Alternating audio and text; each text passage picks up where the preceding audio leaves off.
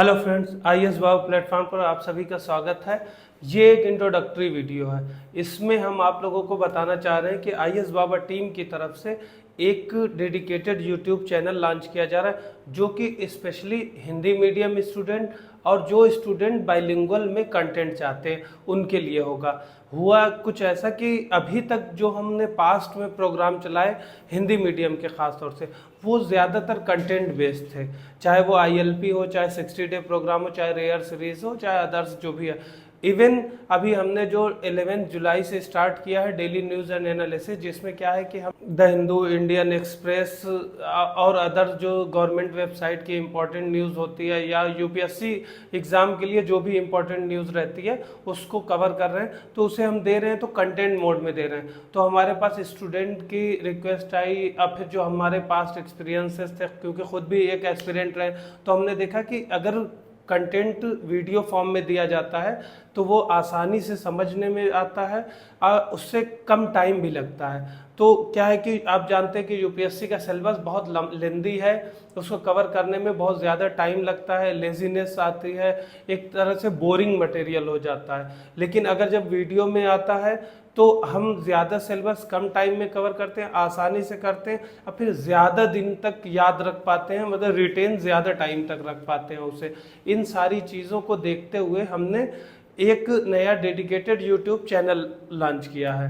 अब इसमें हम क्या क्या चीज़ करेंगे, कैसे करेंगे, इस बारे में देख लेते हैं। इसमें हमारा अभी फोकस जो रहेगा वो इम्पोर्टेंटली करंट अफेयर्स, जो हमारा डीएनए जा रहा है, जो डीएनए जा रहा है इसकी वीडियो जाएगी। जो आपको कंटेंट इसके साथ में पीडीएफ भी मिलेगी फाइल,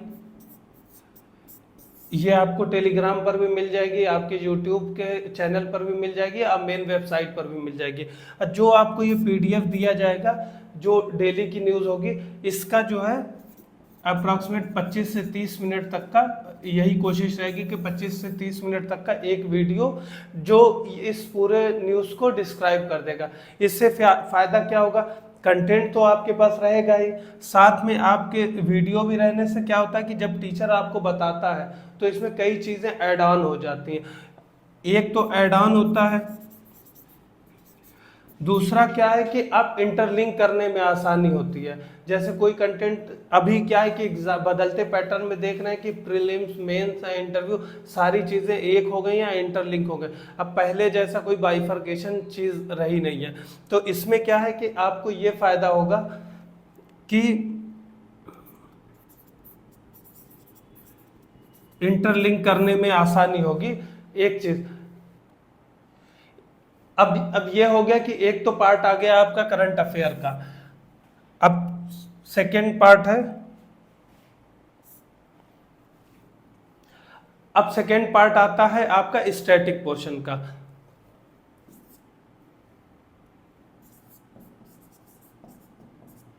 तो स्टैटिक पोर्शन में हम क्या करेंगे कि prelims as well as mains,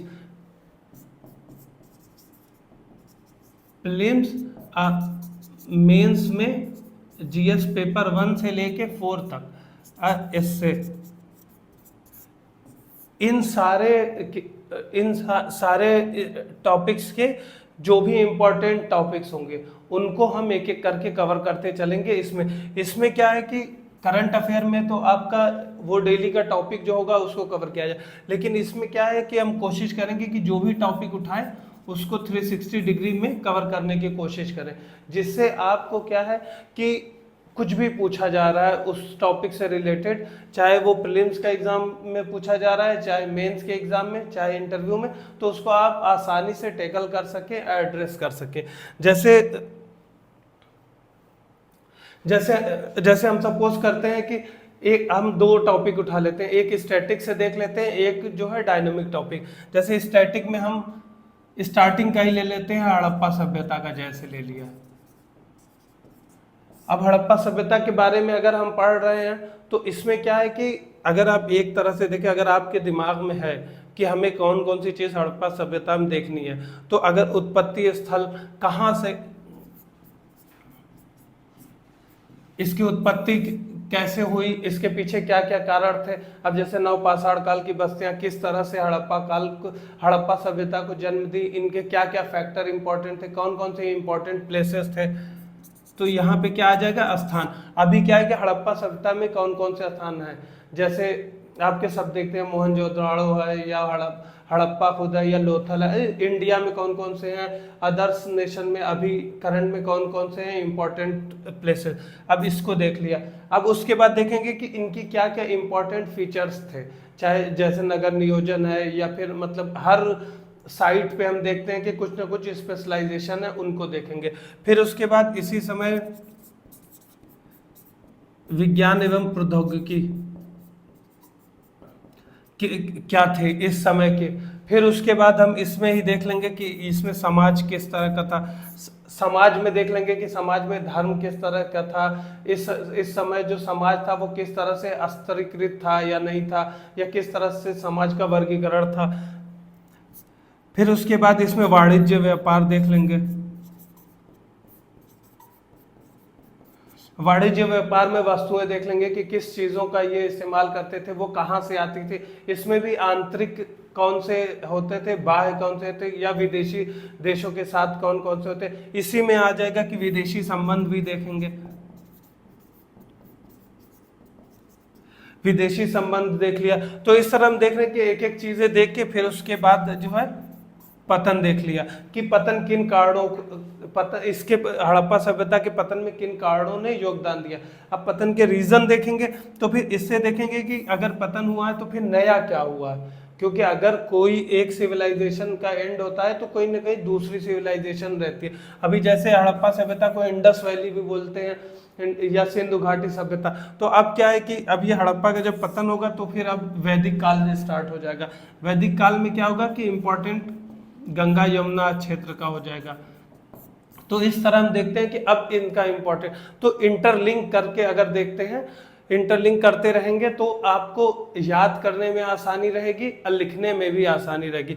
तो ये हम कोशिश करेंगे कि अगर स्टैटिक कोई पार्ट उठाते हैं तो उसके सारे डायमेंशन जो भी आपके एग्जाम से रिलेटेड है उनको कवर करने की कोशिश करें। इसी तरह अगर हम जैसे कोई डायनामिक सब्जेक्ट आता है करंट अफेयर का, समझिए करंट अफेयर में सपोज करिए ग्लोबल जेंडर गैप रिपोर्ट ही निकली है, ठीक है, या फिर कोई अभी वीमेन से रिलेटेड कोई आई है रिपोर्ट, तो उसमें क्या है कि अगर हम महिला के बारे में देख रहे हैं तो रिपोर्ट में हम देखेंगे कि वर्तमान स्थिति क्या है। वर्तमान स्थिति अगर देखेंगे, क्योंकि अगर हम महिला के बारे में कर रहे हैं तो अब जैसे महिला से संबंधित प्रीलिम्स में भी पूछा जा सकता है, मेंस में भी पूछा जा सकता है, इंटरव्यू में पूछा जा सकता है, एसए में भी पूछा जा सकता है। तो अगर वर्तमान स्थिति देख रहे हैं तो इनकी राजनीतिक, आर्थिक, सामाजिक, स्वास्थ्य, शिक्षा,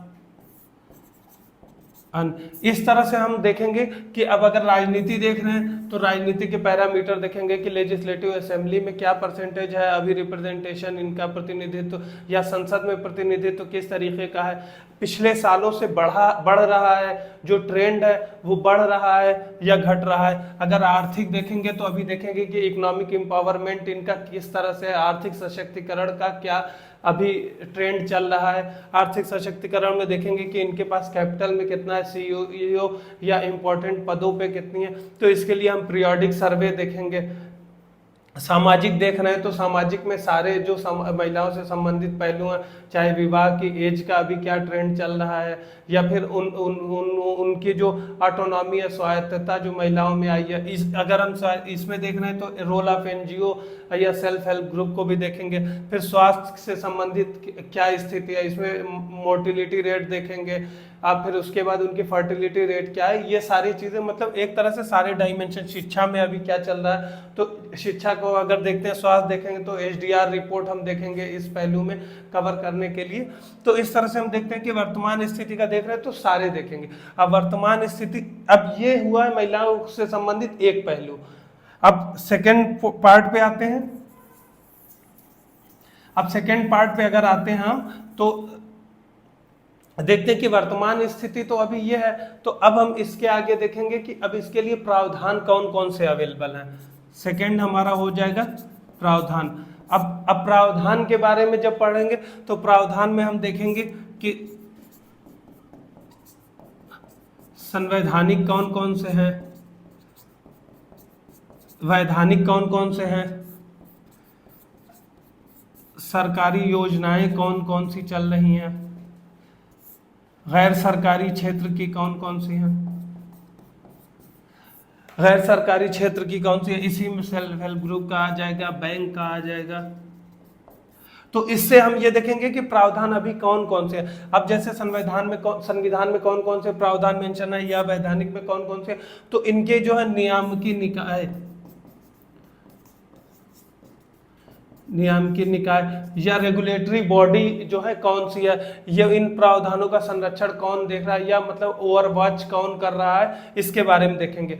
अब ये प्रावधान अवेलेबल प्रावधान हमने देख लिया, तो इससे हमें पता चल जाएगा एक बेसिक जो बुनियाद जो होती है वो क्या है। अब वर्तमान स्थिति पता चल गई, अभी इसमें अगर हमें संवैधानिक प्रावधान अवैधानिक ये सारी चीजें पता चल गई, तो अब हम समझ जाएंगे कि अगर वर्तमान स्थिति एक्स है चल रही है सपोज करें, तो इसमें अगर कमियां हैं तो इन कमियों को एड्रेस किस तरह से करेंगे। यहां पे अगर प्रावधान है, जैसे संविधान में अभी आया कि संसद में जो है आरक्षण दिया जाए महिलाओं को, तो वहां से हमें संवैधानिक प्रावधान मिल गया।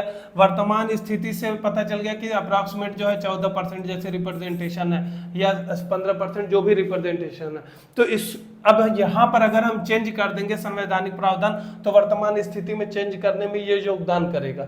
तो ये इंपॉर्टेंट ये हो जाता है कि अगर हम वर्तमान स्थिति को पहले जानना पड़ेगा, फिर उसके बाद अवेलेबल जो प्रोविजंस है उनको देखेंगे। तो अगर हम इंटरलिंक करेंगे तभी हम एक्चुअल इस बात को, इस समस्या को एड्रेस कर पाएंगे। तो अब ये हमारे पास जैसे प्रावधान आ गए,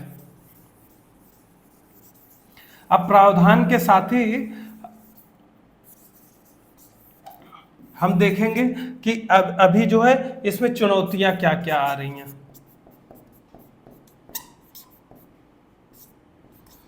अब चुनौतियां देखेंगे, अब ये चुनौतियां देखेंगे कि इसमें वर्तमान स्थिति प्रावधान, अब चुनौतियों को हम जब देखेंगे, ये तो डेटा एनालाइज करेंगे, तो यहां पे इंपॉर्टेंट हो जाएगा कि समितियों, जो भी महिलाओं से संबंधित समिति बनी है या रिपोर्ट्स आई है, जो भी हम जैसे ग्लोबल जेंडर गैप रिपोर्ट की या वीमेन से रिलेटेड कोई और रिपोर्ट की बात कर रहे थे, तो वहां से हम रिपोर्ट्स देखेंगे। फिर समिति से हमें पता चलेगा कि क्योंकि ये स्टडी होती है, तो इससे ये हमें पता चलेगा कि एक्चुअल में क्या किए जाने, क्योंकि ये अनुशंसाएं भी करती हैं। फिर उसके बाद आता है सुप्रीम कोर्ट की गाइडलाइंस या दिशा निर्देश, कि सुप्रीम कोर्ट की इंपॉर्टेंट गाइडलाइंस क्या है महिलाओं से संबंधित। इससे इंपॉर्टेंट जो है केस भी देखेंगे कि कौन कौन से केस है, जैसे ट्रिपल तलाक है या लॉ ऑफ एसेंशियलिटी है या फिर अदर जो भी हम देख रहे हैं विशाखा दत्त केस है, इस तरह से इनके केस देखेंगे। तो इनको देखेंगे कि ये कौन कौन सी चुनौतियां आ रही हैं हमारे पास, इससे सजेशन मिल जाएगा हमें। अब इस पार्ट को जब हम कवर कर लेंगे तो इसके बाद हम देखेंगे कि इनको कैसे संबोधित किया जाए, इन चुनौतियों को संबोधित कैसे किया जाए।